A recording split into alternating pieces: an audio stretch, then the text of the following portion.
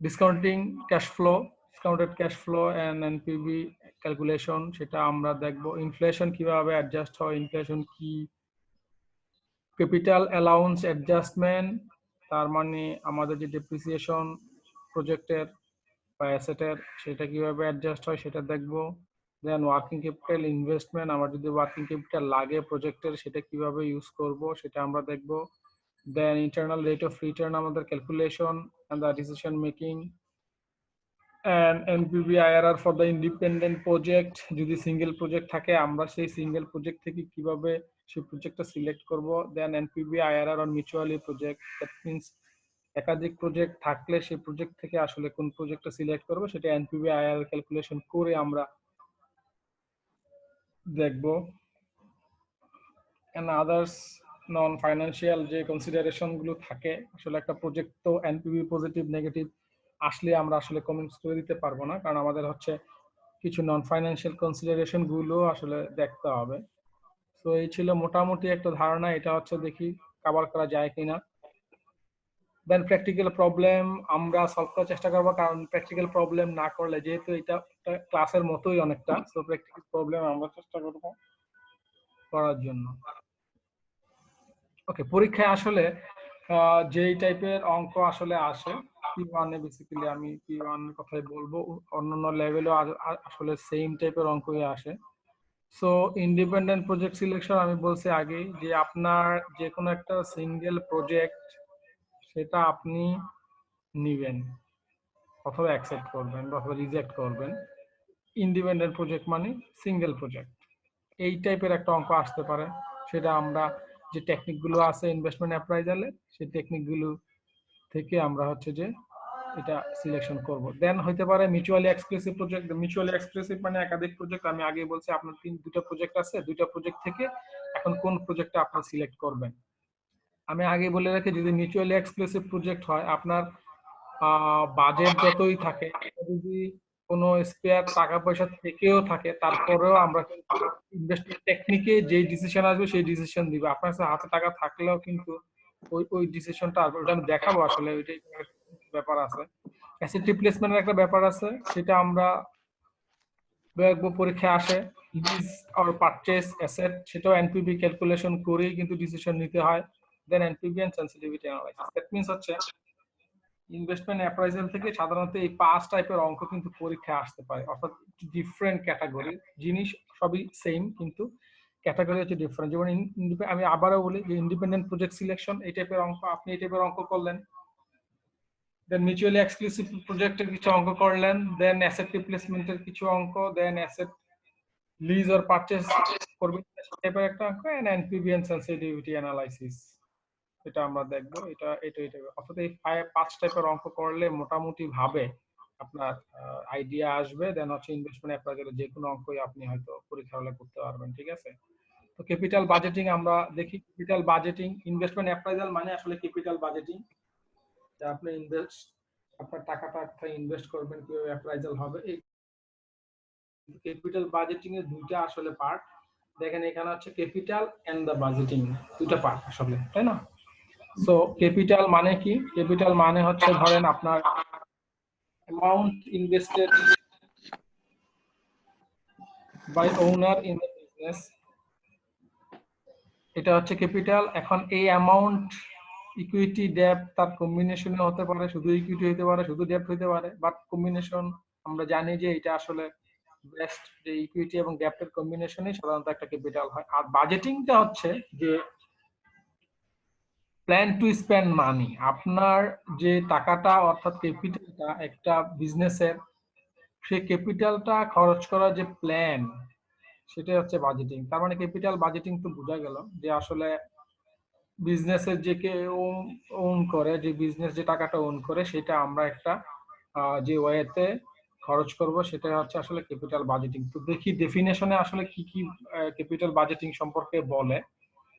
প্রথমটাতে বলছে দেখেন, capital budgeting is the process by which investor determine the value of a potential investment project. এখানে ডিটারমাইনের কথা বলা আছে, যে কি ডিটারমাইন করে, যে পটেনশিয়াল যে ইনভেস্টমেন্ট প্রজেক্ট আছে সেটা ভ্যালু ডিটারমাইন করা হচ্ছে ইনভেস্টরস সেটা সেটা capital. Capital budgeting is the process by which, যেভাবে আসলে ইনভেস্টর ডিটারমাইন করে value of a potential investment project. সেকেন্ডটাতে বলা আছে যে capital budgeting is the process a budget undertakes to evaluate potential major projects or investments. অর্থাৎ অনেকগুলো project থাকতে পারে, আমরা ক্যাপিটাল রেশনিং এর কথা পড়বো শুনছি, সেটা হচ্ছে অনেকগুলো প্রজেক্ট থাকতে পারে, সেখান থেকে আপনার বেস্ট প্রজেক্টটা টেক করা, মানে আন্ডারটেক করা, সেটা একটা ক্যাপিটাল বাজেটিং। আবার আরেকটাতে বলা হয়েছে যে capital budget involves choosing projects that add value to a company. তার মানে আপনি এমন একটা প্রজেক্ট চুজ করবেন যেটা আপনার কোম্পানিতে অ্যাড ভ্যালু করবে, মানে আপনার কোম্পানিতে ভ্যালু অ্যাড করবে, ওই ধরনের একটা প্রজেক্ট আপনি চুজ করবেন। এই জন্যই আমরা ক্যাপিটাল বাজেটিং এ যখন আমরা একটা প্রজেক্ট অ্যাকসেপ্ট অথবা রিজেক্টের ডিসিশন দেই, ঠিক আছে, আমাদের যদি ভ্যালু অ্যাড না করে, আমরা তখনই আসলে রিজেকশনের ডিসিশনটা দিই, আমরা ধরে নেই যে আসলে ওইটা ভ্যালু অ্যাড করবে না। কারণ আমরা দেখি যে আমাদের যদি যে টেকনিক গুলো আছে সেই টেকনিক গুলো যদি ফুলফিল না করে আমাদের কন্ডিশন গুলো, আমরা সাধারণত অ্যাকসেপ্ট করি না, তার মানে ওটা ভ্যালু অ্যাড করে না। তার মানে এই ইয়াটা খুবই ভালো একটা ডেফিনেশন যে capital budget involves choosing projects that add value to a company. Very simple, but এটার ইয়াটা অনেক ভালো, মানে ডেফিনেশনটা খুবই সুন্দর এবং মিনিংফুল। তাহলে তিনটা কথা আপনি বলতে পারেন। ওয়ান ইজ হচ্ছে investor determine the value of a potential investment project. Second আপনি বলতে পারেন যে undertakes to evaluate the potential major projects or investment, or আপনি বলতে বলেন choosing projects that add value to a company. This is the capital budgeting. তাহলে মানে capital budgeting আমার মনে বোঝা গেল যে আপনার বিজনেসের যে টাকাটা থাকবে একটা ইনভেস্টমেন্ট, সেটা প্ল্যানটা হচ্ছে আপনি কিভাবে খরচ করবেন, way of plan to spend money, সেটা হচ্ছে ক্যাপিটাল বাজেটিং। ওকে, এটার কিছু দেখেন এখানে থিওরিটিক্যালি আলোচনা আছে, ফিচার্স অফ ক্যাপিটাল বাজেটিং এর কিছু ফিচার্স আছে। আসলে ক্যাপিটাল বাজেটিং কি? ফান্ড থাকবে, ফান্ড তো অনেক বেশি, আমরা জানি একটা প্রজেক্টে, যে কোনো একটা প্রজেক্ট বা হচ্ছে যে কোনো একটা কাজ শুরু করতে গেলে আসলে এটা প্রজেক্ট পেইজি হবে, তাহলে বিশাল ইনভেস্টমেন্ট হবে, হিউজ ফান্ড লাগবে, হাই ডিগ্রি অফ রিস্ক একটু বেশি থাকে, কারণ এটা একটু অ্যানালাইজ সায়েন্স আর্টস কমার্স সবাই আলাদা করে শিখতে পারে, এফেক্টস ফিউচার কম্পিটিটিভ স্ট্রেংথ সব। কেউ মনে হয় মিউট করে নাই? মিউট করে দিয়েছি, শখ ভাই কন্টিনিউ করেন। হ্যাঁ, সো ফিউচার কম্পিটিটিভ এবং ডিফিকাল্ট ডিসিশনটা আসলে খুবই বেশি ডিফিকাল্ট। অনেক সময় আমরা দেখি যে আমাদের এনপিভি পজিটিভ আসলেও আমাদের আসলে প্রজেক্ট নিতে পারি না, এটা আমি দেখাবো কিভাবে কখন হয়। সো ডিফিকাল্ট গুলা কিন্তু এটা একটু টাফ। দেন হচ্ছে লং টার্ম ইফেক্ট এটা আছে, এবং estimation of large profits, effects cost structure, then decision গুলা ইরিভার্সিবল হতে পারে, সেটা আমরা দেখব। প্রিন্সিপাল আছে, decision are based on cash flow. আমরা জানি যে বেসিক্যালি ইনভেস্টমেন্ট অ্যাপ্রাইজালে ডিসিশন গুলো আসলে ক্যাশ ফ্লোর উপর বেস করেই আসলে করতে হয়। দেন ইগনোর সাঙ্ক কস্ট, এটা আসলে আমরা যখন ইনভেস্টমেন্ট অ্যাপ্রাইজাল গুলো দেখব যে প্রজেক্ট আসলে আমাদের যে সাঙ্ক কস্ট থাকবে, আমরা জানি সাঙ্ক কস্ট কি, সেটা আসলে ক্যাপিটাল ইনভেস্টমেন্টে, যেমন ক্যাপিটাল অথবা ইনভেস্টমেন্ট অ্যাপ্রাইজালে ক্যাপিটাল বাজেটিং এ এটা ইগনোর করা হবে, বাট অপরচুনিটি কস্ট যেটা থাকবে সেটা কিন্তু আমরা আবার কনসিডার করব। So ignore sunk cost and include opportunity cost. Then include project driven changes in working capital net of spontaneous changes in current liabilities. এটা আমরা জানি যে প্রজেক্ট ড্রাইভেন যখন চেঞ্জ হয় তখন ওয়ার্কিং ক্যাপিটাল গুলো কিন্তু আপনার হচ্ছে যে নিতে হয়, ওয়ার্কিং ক্যাপিটাল গুলো কনসিডার করতে হয়। দেন ইনফ্লেশন ইনক্লুড ইফেক্ট অফ ইনফ্লেশনের যে অ্যাডজাস্টমেন্ট গুলা বা এটা কনসিডার করা লাগে। দেন ক্যাশ ফ্লো ডিসকাউন্টিং করতে হয়, এটা আমরা জানি। দেন হচ্ছে যে নেট ক্যাশ ফ্লো যেটা বের হবে সেটা হচ্ছে যে আমরা আমাদের করতে হবে আফটার ট্যাক্স, দ্যাট মিনস ট্যাক্সেরও একটা কিন্তু ইম্প্যাক্ট আছে। তার মানে টোটাল যেই প্রিন্সিপাল গুলো দেখেন, প্রথমে বলতেছে যে এটা ক্যাশ ফ্লোর উপর বেস করে হয়, দেন হচ্ছে সাঙ্ক কস্টকে ইগনোর করে, দেন অপরচুনিটি কস্টকে সে ইনক্লুড করে, দেন ওয়ার্কিং ক্যাপিটাল ইনভেস্টমেন্টটাকে সে কনসিডার করে, দেন ইনফ্লেশন, দেন হচ্ছে ক্যাশ ফ্লোর যে টাইমিং ডিসকাউন্টিং, এন্ড দেন যে ট্যাক্স বেসিস যেটা আছে ওইটা।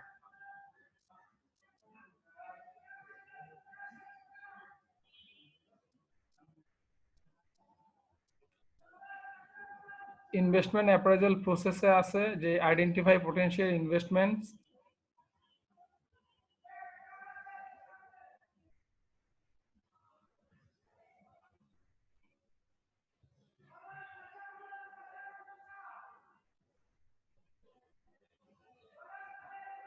শখ ভাই আমি একটু আপনাকে একটু ডিস্টার্ব করি, স্লাইডের মধ্যে একটা দাগ এসে আছে রেড কালার, আচ্ছা আচ্ছা আচ্ছা, পেইন্ট টুল দিয়ে মেবি আসছে, সেটা আপনিও করতে পারেন বা অন্য কেউ করতে পারে, যদি কেউ করে থাকেন এটা একটু রিমুভ করে দেন, ব্রাশ টুল দিয়ে রিমুভ করা যাবে। আমার মনে আপনি কি দেখতে অন্য কেউ পাচ্ছেন এটা করছে। শখ ভাই? হ্যাঁ আমি দেখছি। হ্যাঁ, এটা হয়তো আপনিও করতে পারেন বা অন্য কেউ করতে পারে, এটা অপশনটা আছে ব্রাশ টুল দিয়ে ইয়ে করা, রিমুভ করা।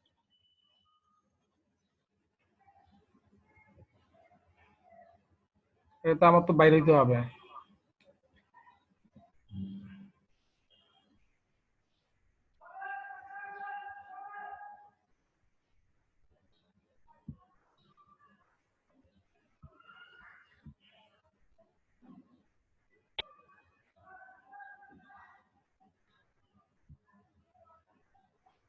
হ্যাঁ এবার ঠিক আছে।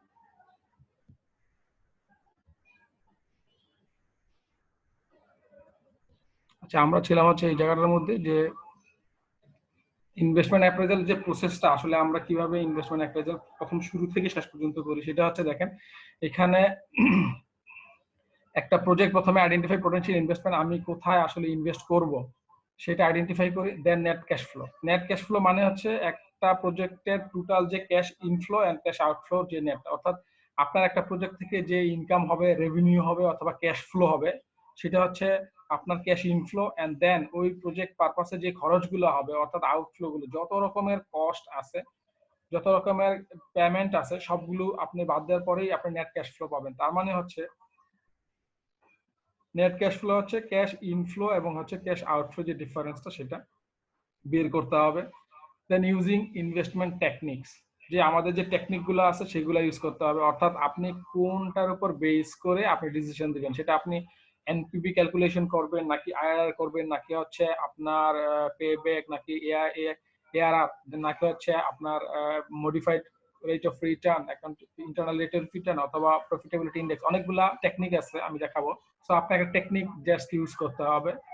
দেন বলছিলাম যে capital rationing to choose option, তার মানে আপনার অনেকগুলো অপশন থাকলে সেখান থেকে আপনাকে বেস্ট অপশনটা চুজ করতে হবে, অর্থাৎ যেটা আপনার সবচেয়ে বেশি রিটার্ন দিবে সেই প্রজেক্টে নেবেন। দেন পোস্ট অডিট বলতে বোঝাচ্ছে আপনার ফ্রিকোয়েন্টলি এটা আপনার একটু অডিট করে দেখতে হবে, বিকজ অফ ওইটার যে আউটকামস যেটা আসে সেটা আসলে পারফেক্টলি আসছে কিনা, যে কারণে আমরা প্রজেক্টটা সিলেক্ট করলাম।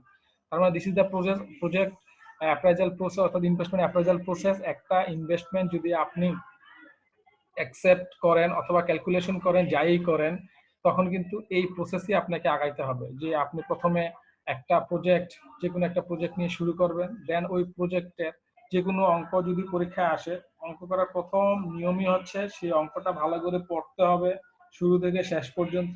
দেন যখনই অঙ্কটা পড়বেন তখনই শুরু থেকে ওই অঙ্কের মধ্যে যত ক্যাশ ফ্লো আছে, তার মানে যত ইনকাম আছে, যত রেভিনিউ ইনকাম, যত আয়, সবগুলো একসাথে করে ফেলবেন, যতগুলো পাওয়া যাচ্ছে সবগুলো, দ্যাট ইজ ক্যাশ ইনফ্লো গুলো একসাথে করবেন এন্ড ক্যাশ আউটফ্লো গুলো একসাথে করবেন। তার মানে হচ্ছে ক্যাশ ইনফ্লো এবং ক্যাশ আউটফ্লো এই দুটো যদি আপনি পেয়ে যান তাহলে কিন্তু আপনার নেট ক্যাশ ফ্লোটা পেয়ে যাবেন। তার মানে এটাকে আফটার ট্যাক্স করলেই দেন হচ্ছে আপনি নেট ক্যাশ ফ্লো পেয়ে যাবেন। দেন হচ্ছে আফটার ট্যাক্স করে আপনি সেটাকে ডিসকাউন্টিং করলে কিন্তু আপনার যে মেজর যে টেকনিক্স অর্থাৎ সবচেয়ে অ্যাপ্রোপ্রিয়েট এবং হচ্ছে অ্যাকসেপ্টেবল যে টেকনিক সেটা এনপিভি সেটা বের করতে পারবেন। তার মানে আপনার কিন্তু নেট ক্যাশ ফ্লোটাই সবচেয়ে বেশি ইম্পর্টেন্ট। সো ক্যাশ ইনফ্লো এবং ক্যাশ আউটফ্লো এই দুটো বের করা।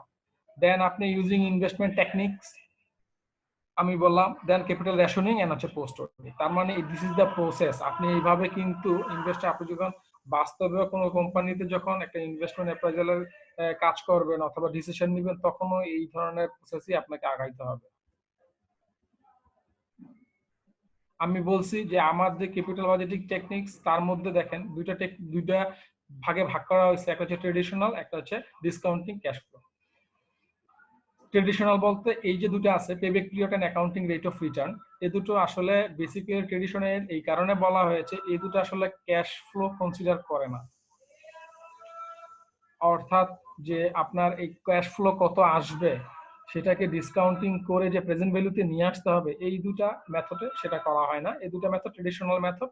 পেব্যাক পিরিয়ডে দেখা হয় যে আপনার যে ইনিশিয়াল ইনভেস্টমেন্ট ছিল অর্থাৎ যত টাকা আপনি ইনভেস্ট করেছেন সেটা আসলে কত দিনে ব্যাক আসলো সেটা দেখা হয়। এখানে আসলে ক্যাশ ফ্লো ডিসকাউন্টিং বা ক্যাশ ফ্লো নিয়ে কোনো কাজই করা হয় না।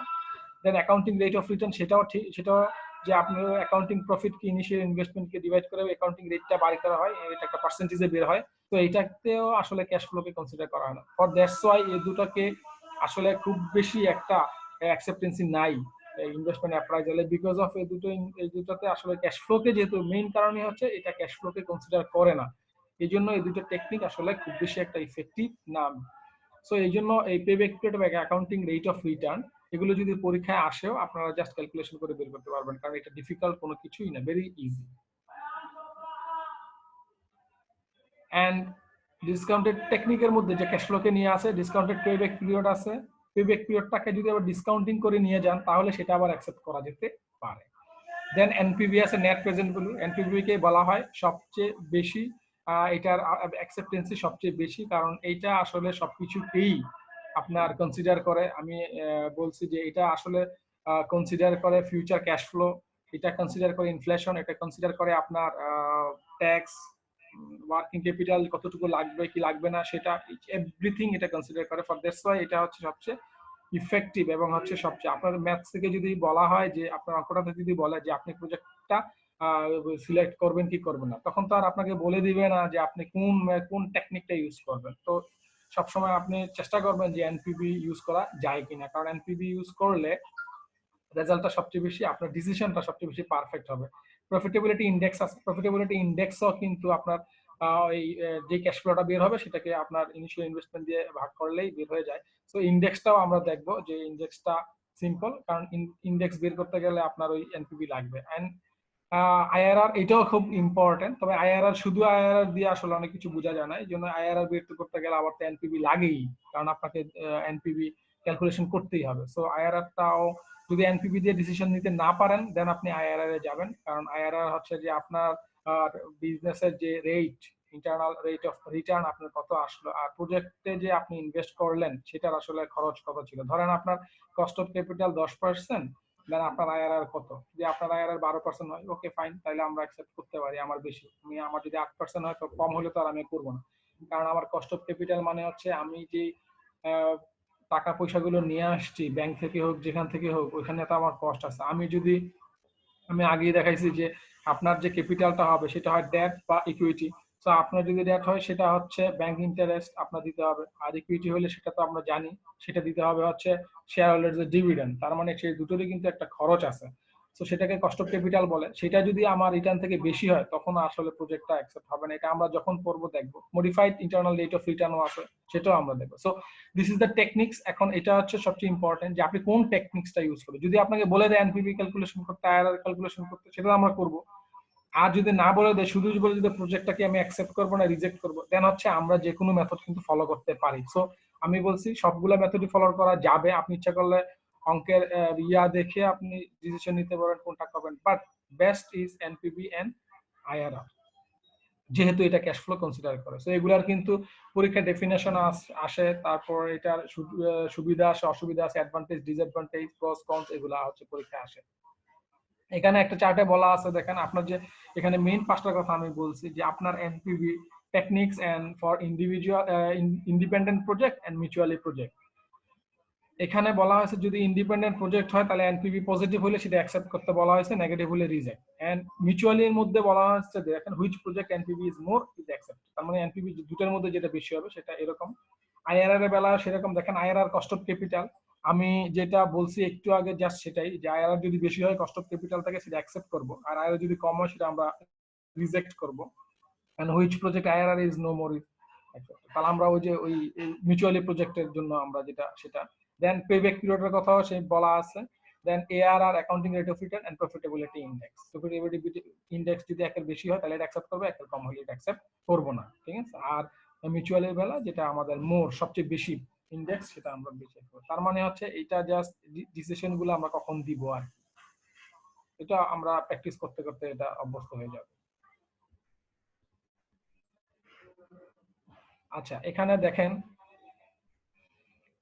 আমরা তাহলে ওই পেব্যাক পিরিয়ড এবং অ্যাকাউন্টিং রেট অফ রিটার্ন এই দুটো জিনিস নিয়ে আমরা দেখি ভবিষ্যতে আলোচনা করবো। এখন এই দুটো জিনিস ভেরি সিম্পল এন্ড এবং ভেরি ইজি। তো আমি আশা করি এটা সবাই হয়তো পেরে যাবে বা হচ্ছে বুঝবে, আর না বুঝলে এটা আমাকে কোশ্চেন করলে আমি পরের দিন যদি ক্লাস নিতে পারি, পরের দিন আমরা সেটা আলোচনা করবো একটা প্রবলেম দেখে পেব্যাক পিরিয়ড আর হচ্ছে অ্যাকাউন্টিং রেট অফ রিটার্নটা কিভাবে করে ডিসিশন নেওয়া হয়। সো আমি চলে যাচ্ছি সরাসরি এনপিভি তে, যেহেতু মোর অ্যাকসেপ্টেড এবং সরাসরি এটা আসে পরীক্ষায়, সরাসরি আপনাকে করতে বলে এনপিভি। সো এনপিভি বোঝার আগে, ডেফিনেশনে যাওয়ার আগে আমি দেখি যে আসলে এই এনপিভিটা কিভাবে ক্যালকুলেশন করা হয়। আপনার যে কোনো মেথড, যে কোনো অঙ্ক বা যে কোনো প্রবলেম যাই আসুক পৃথিবীর, আপনার জাস্ট যদি আপনার কনসেপ্ট বা আচ্ছা ফর্মুলা যদি ঠিক থাকেন, দ্যাটস আপনি কিন্তু এনপিভি বের করে ফেলতে পারবেন। লাইক দ্যাট আমরা এনপিভি ক্যালকুলেশন করার প্রথমেই আমরা দেখেন এখানে একটা ইনিশিয়াল ইনভেস্টমেন্ট আছে, আমার ইনিশিয়াল ইনভেস্টমেন্ট। তার মানে এটা আপনাকে প্রথমেই এই ম্যাথ থেকে, অর্থাৎ অঙ্কটা যেটা পরীক্ষায় আসবে বা হচ্ছে যাই আসুক, সেটা থেকে ইনিশিয়াল ইনভেস্টমেন্টের অ্যামাউন্টটুকু খুঁজে আমি আগেই বলছি অঙ্কটা যখন পড়বেন সাথে সাথে নোট নিতে হবে, কারণ ইনভেস্টমেন্ট অ্যাপ্রাইজালের অঙ্ক এত বড় আসে, এটা আপনি দুইবার পড়ার কিন্তু কোনো সময় পাবেন না। তার মানে শুরু থেকে কনসেন্ট্রেশন দিয়ে পড়তে যাবেন এবং হচ্ছে সবগুলা নোট নিয়ে নেবেন একবারেই। তো ইনিশিয়াল ইনভেস্টমেন্ট আপনার কত হবে সেটা আপনি আইডেন্টিফাই করে রেখে দিলেন, দিস ইনিশিয়াল ইনভেস্টমেন্ট। তারপরে আপনি শুরু করবেন ক্যাশ ইনফ্লোস, রেভিনিউস অর ইনকাম, অর্থাৎ আপনার এই প্রজেক্ট থেকে, যে প্রজেক্টটা আপনি নিয়ে কাজ করছেন, সেই প্রজেক্ট থেকে আপনার ইনফ্লো গুলা কিভাবে